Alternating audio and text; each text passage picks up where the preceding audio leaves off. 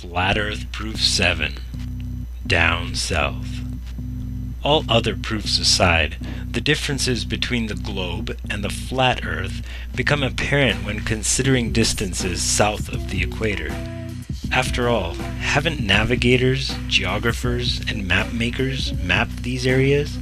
And shouldn't they have noticed this quirk by now, if the Earth is indeed flat? Well, the reality is, the rabbit hole just gets deeper from here. So, to begin, the distance between Sydney, Australia and Nelson, New Zealand, on the ball Earth, given their coordinates and sparing you the spherical trigonometry, should be 1,310 miles. But the Australian Handbook, Almanac Shippers and Importers Directory states the measured distance as being 1,550 miles, which is a full 18% longer. And while on the ball Earth model, Antarctica is said to be a continent of ice situated at the bottom of the ball from 78 degrees south latitude, it should therefore not have a perimeter greater than 12,000 miles. However, early explorers like Captain Cook and James Clark Ross, in attempting to circumnavigate Antarctica, took 3 to 4 years to do so, and clocked in the distance traveled at 50 to 60,000 miles.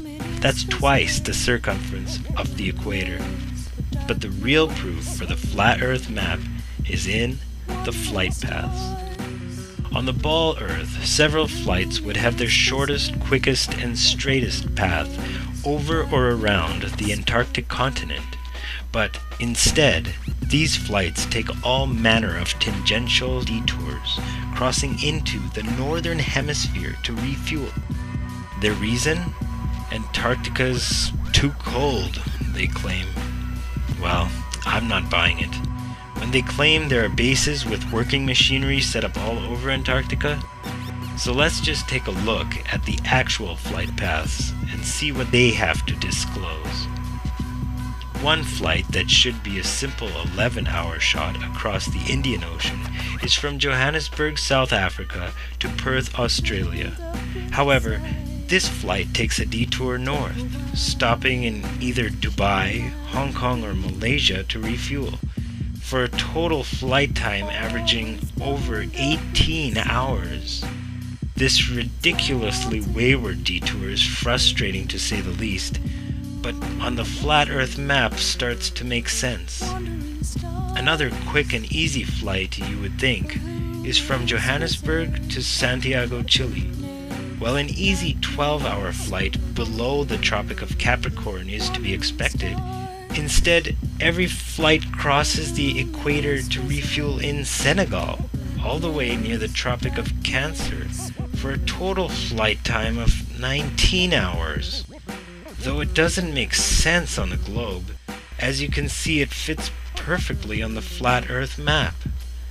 A third flight from Johannesburg is to São Paulo, Brazil, which should be a direct 10-hour flight across the 25th degree south latitude. But instead, every flight crosses into the north to stop in London to refuel, making the total flight time 24 hours. From Santiago, Chile to Sydney, Australia, a straight 15-hour flight across the South Pacific is expected, despite refueling options in either New Zealand or any island in the South Pacific.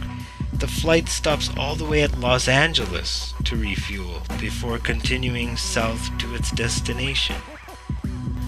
As already stated, these detours make no sense on the globe, but are explained and work perfectly well on the flat Earth map, having the North Pole at the center. So investigate the subject for yourself and ask questions.